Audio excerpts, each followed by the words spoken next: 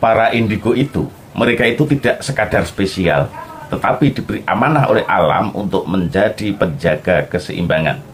Tapi ingat, bahayanya menjadi indigo tanpa bimbingan. Bisa disesatkan oleh jin yang menyamar jadi guru. Bisa mengalami gangguan jiwa, depresi, atau mimpi buruk terus-menerus. Mereka bisa merasa lebih hebat dari orang lain. Ini jebakan ego yang halus. Di video ini saya akan membahas cara membimbing setiap tipe indigo. Yang pertama, cara membimbing tipe indigo visioner. Di antara banyaknya tipe indigo, ada satu yang paling misterius dan penuh teka-teki. Mereka disebut indigo visioner.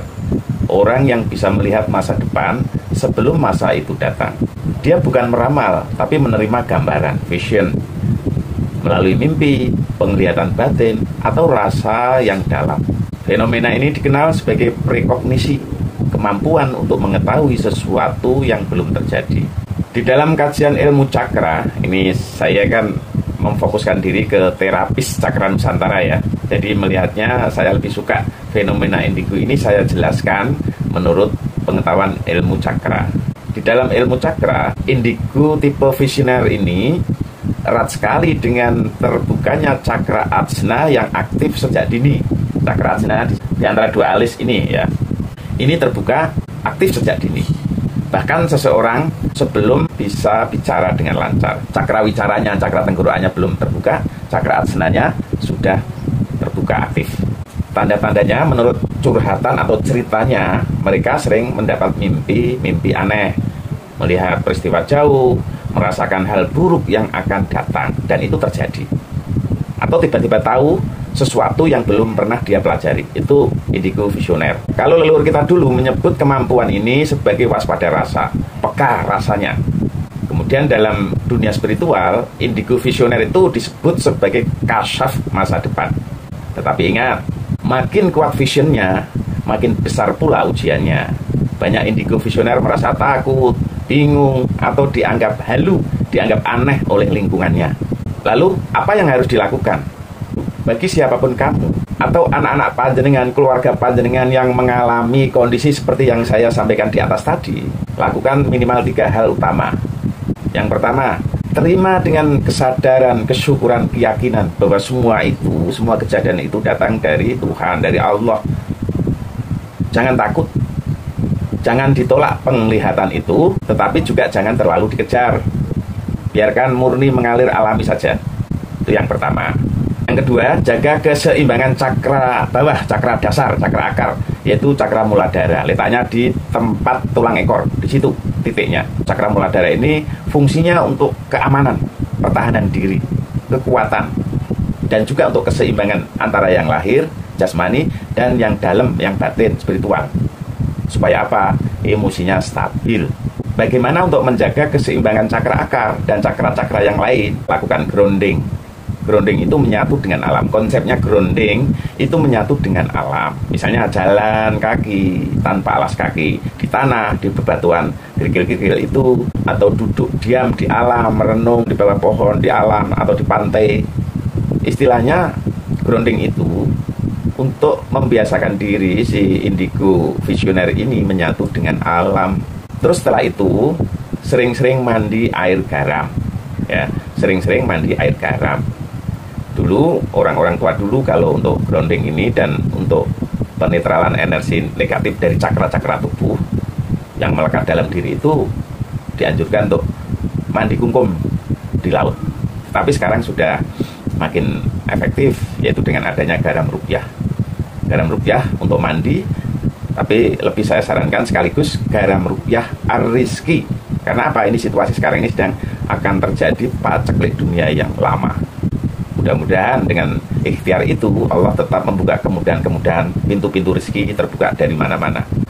Dan yang terakhir, yang ketiga, itu melakukan sikap ya untuk menjaga spiritual dan emosional, yaitu berlatih sikap laku LLST plus husnudon, berbaik sangka.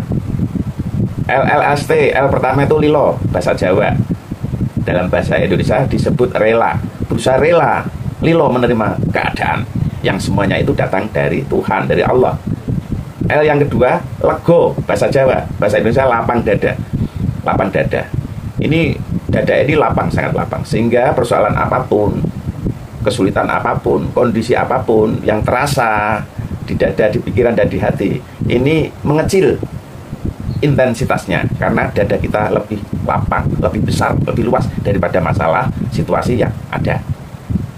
Kemudian S-nya adalah sabar. Ya, terjemahkan sendiri sabar itu seperti apa. Ya, kalau saya memaknai sabar itu setelah rela menerima situasi dari Tuhan, dari Allah, kemudian kita sertai permohonan pertolongan kepada Allah. Contoh dalam doa.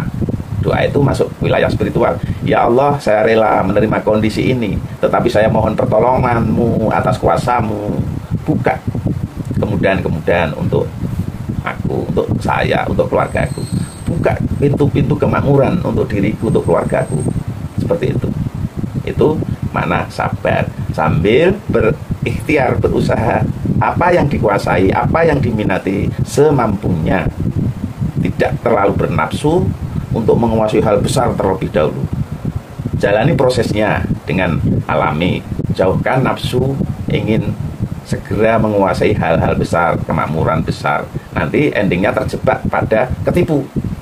Orang tertipu, sering ketipu dan lain sebagainya. Itu sebenarnya kalau menurut pandangan saya itu diri kita, spirit kita, emosi kita memanggil, mengizinkan untuk itu datang ke diri kita. Kalau dalam diri, dalam spirit kita selalu penuh kesadaran, kesyukuran, dan keyakinan atas kuasa Allah, kuasa Tuhan, maka kita terprotek dari hal-hal yang negatif dan merugikan.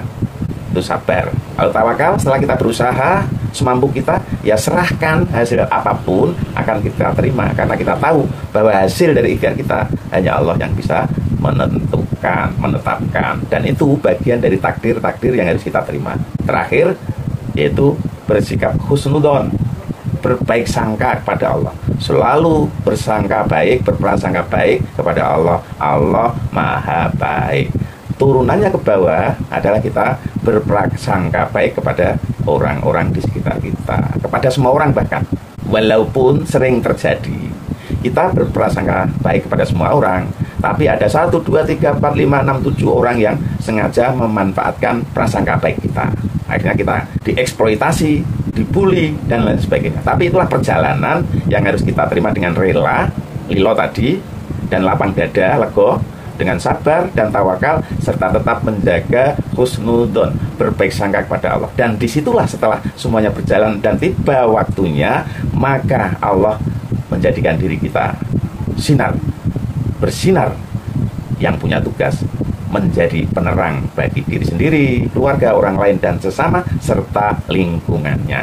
Yang saya terangkan tadi, itu semuanya adalah dalam rangka kita menyerahkan semua vision-vision itu, atau pengalaman-pengalaman batin, pengalaman spiritual, perjalanan rasa yang peka, itu semua datang dari Allah. Kemudian kita serahkan semua kepada Allah, biar tidak jadi beban jiwa. Seperti itu, saudaraku. Sebagai penutup, ingin saya tekankan bahwa indigo visioner itu bukan orang biasa, tapi juga bukan makhluk gaib.